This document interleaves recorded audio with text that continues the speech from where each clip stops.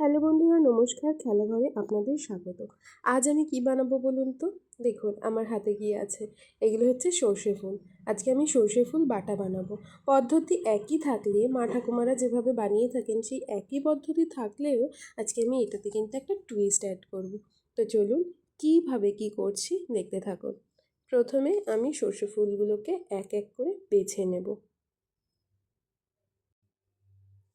ভালো করে বাছা হয়ে গেলে একটা ফ্রাই প্যান নিয়ে নেব। ফ্রাই প্যানে বেশ খানিকটা তেল অ্যাড করে দেবো। তেল গরম হয়ে গেলে তাতে দিয়ে দেবো এরকম 6-7 কোয়া রসুন এবং 2টো শুকনো লঙ্কা। ঝাল কিন্তু আপনারা আপনাদের টেস্ট অনুযায়ী দেবেন, যে যতটা ঝাল খেতে পছন্দ করেন।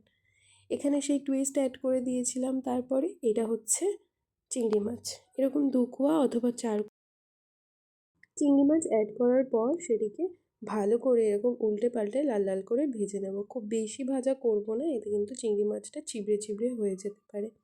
তারপরে তাতে অ্যাড করে দেব কেটে বেছে রাখা সর্ষে ফুলগুলো। 1 থেকে 2 সেকেন্ড এরকম ভাজলেই দেখবেন এতে আস্তে আস্তে জল ছেড়েছে। জল ছাড়ার পর খুব আলতো হাতে লো ফ্লেমে এই জলটাকে কিন্তু শুকিয়ে নিতে হবে। এখানে কিন্তু গ্যাসের ফ্লেম হাই রাখা যাবে না। হাই রাখলে যেটা হবে, সর্ষে ফুলগুলো পুড়ে যাবে এবং এর যে অরিজিনাল অথেন্টিক ফ্লেভার সেটা কিন্তু চলে যাবে। পুরো রান্নাটা কিন্তু আপনাকে একদম লো আঁচে করতে হবে। খেতে খুব অসাধারণ হয়, কিন্তু আপনি যদি হাই ফ্লেমে করেন তাহলে পুরো টেস্টটা উল্টো হয়ে যাবে।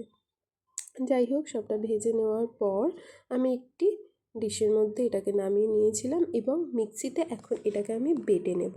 আচ্ছা, এখানে একটি কথা বলে রাখি, যাদের কাছে মিক্সি আছে কিন্তু সাইজে বড়, তারা কিন্তু অবশ্যই শিলে বাটবেন, না হলে কিন্তু পেস্ট ভালো করে হবে না।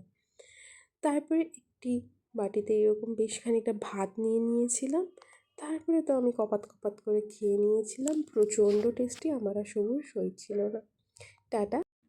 দেখা হচ্ছে আরও একটি নতুন রেসিপির সাথে। ততক্ষণ সুস্থ থাকবেন, ভালো থাকবেন।